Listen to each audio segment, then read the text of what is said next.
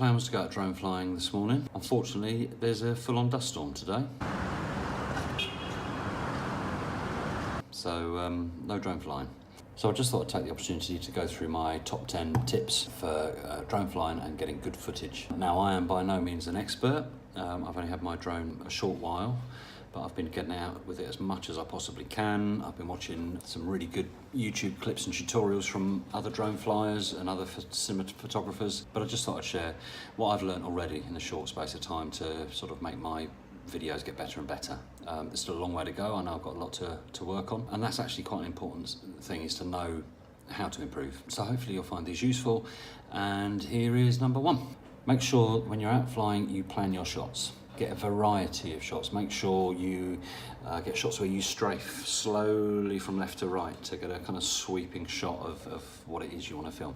Make sure also that you get shots where you're kind of going up and down, shots where you're kind of sweeping over the top, pulling back, take shots from different heights as well, take rotational shots, all those sorts of things. So when you come to look at your footage, there's nothing worse than being out for an hour or two flying your drone, and you come back and you look and everything looks the same. So it is important to get a variety.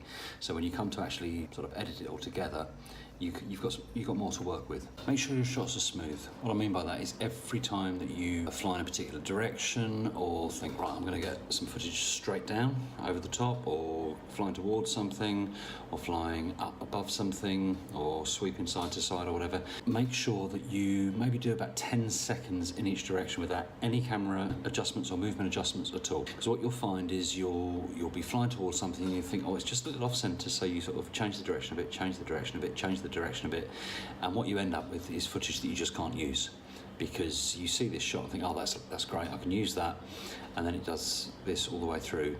So just, even if as you start moving you realise actually the camera's not quite centred on the subject that you want to focus on, or whatever it might be, finish the shot anyway, and then come back, reset the frame, and fly for 10 seconds again. It makes the whole process much easier when you come to edit. And I've noticed, looking back at some of the earlier footage that I shot, I was just constantly adjusting mid-flight. There was just so much unusable footage, and I didn't really have an eye for it, so a lot of that footage made it into early videos that I put together, and they just look terrible now when I look at them. So really focus on those smooth shots. There's some examples here where, it might not be the most interesting shot in the world, and you're not going to necessarily use 10 seconds of it, but you've got 10 seconds that you can play with and edit together and cut bits, cut a short section from or whatever when you come to do the, your final production. But that's really important, just to make sure you've got 10 seconds in every direction. So 10 seconds going up, 10 seconds going down, 10 seconds straight over the top, 10 seconds on that bit over there, this bit over there. Whatever you're going to do, just stick to that rule. That's the rule I stick to, is whatever shot I'm filming, I do 10 seconds.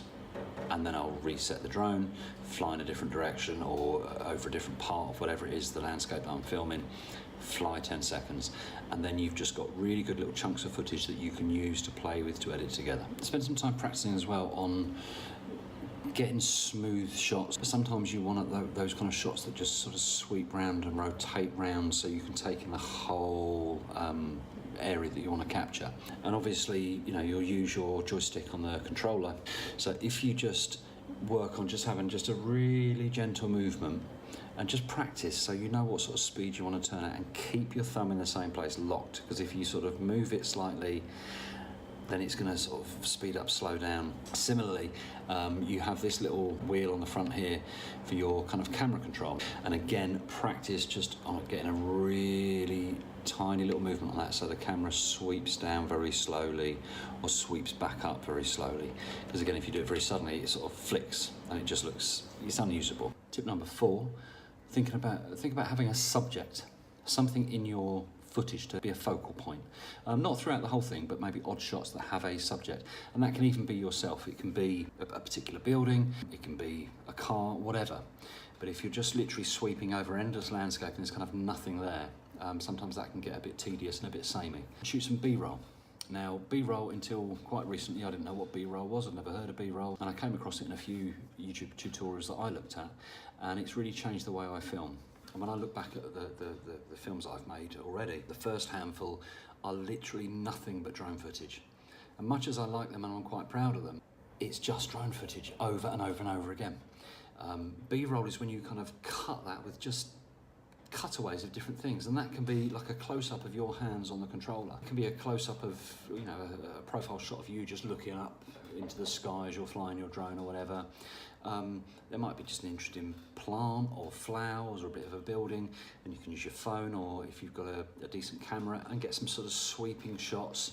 And I'll just show you a bit, you know, here's a bit of B-roll now, just of slow motion moving plants and animals and things that are kind of interspersed with bits of video, and it just makes it look that little bit more, it just breaks up the monotony a little bit. And tip number 6 is about the music, and the music choice is really, really important. And obviously you've got to bear in mind, if you're planning on uploading clips to YouTube or Facebook, there's copyright implications, so you can't just choose your favourite song. However, the good news is there is marketable music out there that you can subscribe to, and in some cases download for free. I use a web service called Epidemic Sound. They're a relatively cheap subscription every month, but there's literally thousands of tunes, such a huge variety of music, of different moods of music, and it's all completely copyright free as long as you're subscribing, and you can use that with your footage. But again, think carefully about the mood you want to capture with your film. Okay, if it's all very fast-paced footage that of something quite exciting, you're going to want music that kind of matches that. You want it's quite a somber setting, then you might want slower, dreamier music or more thoughtful music. And think about how you match your music to your footage. And equally, if they, you know, think about the beat of the music as well, and try and time the edits that you make in your footage with the music, because that really has a positive impact and makes it ultimately more watchable. Tip number 7, if you're just starting out, don't go and spend a fortune on the most expensive piece of software that, you know, the professionals use. Some of it is incredibly complicated and you'll never use half the functions. But what you do want is software with some basic color correction in it, because what you also want to try and do as you go through your footage is make sure the colours look, you know, as vibrant and rich and reflect what you saw when you were there as possible. And sometimes with your footage, as you change direction flying one way and then the other way, and if the sun's over here and it's a bright sunny day and you're flying this way, your footage looks quite washed out. If you're flying this way, it looks much richer as it's got the sun behind it. So you can use colour correction as a tool to manipulate your footage and really bring the best out in it. Number 8, and actually I don't know why I've left this number 8, because for me this is a really crucial piece of advice: shoot in 4K. Now, I'm not saying that you've got to produce your videos in 4K and upload them to YouTube in 4K, but shoot in 4K. Even if you render them in 1080 at the end of the process, the original footage being in 4K, if that 4K footage is scaled down to 1080, it's still a better resolution than just shooting in 1080. And another really important reason for doing that as well is that when you're looking at your footage again and you're in your editing software, it might well be you've got this great sweeping shot of something, and there's an electricity pylon, or there's a lamppost or something in the corner of the screen, which really spoils the image.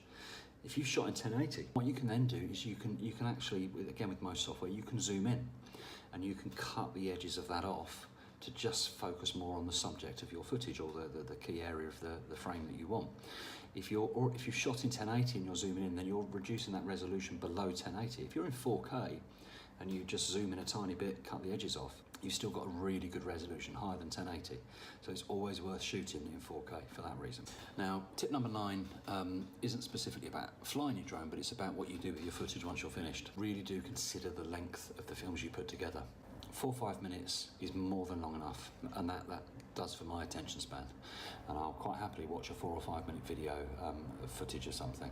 Once it starts to get to 6, 7, 8 minutes or more, I've lost interest, especially if it's the same specific, you know, if you're doing some footage, I don't know, around the Eiffel Tower, there's only so many different angles you can see it from and different heights you can see it from before you're going to lose interest. So do consider the length of your footage. And I generally kind of make my footage fit the length of the music that I choose, and I choose the music before I start editing. I don't edit it all together, then try and find a piece of music to fit, because you want, as I said before, to cut the edits of your video to match the beats of the music as far as possible. The final tip I think for this is don't be afraid to use the automatic settings that are built into your drone camera. If you have it on automatic camera, then you get your exposure, your shutter speed, everything kind of done for you to get the optimal footage. If you take it off and stick it on manual and you don't really know what you're doing, you're going to suddenly find really overexposed footage, really underexposed footage. So just don't be afraid to use the automatic settings until you feel confident to start playing about with them.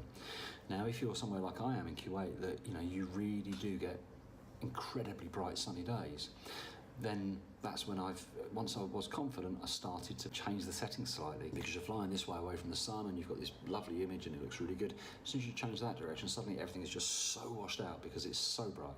So that's when I've really started to muck about with the exposure and so forth. But stick with automatic settings until you know what you're doing, until you feel really confident with that.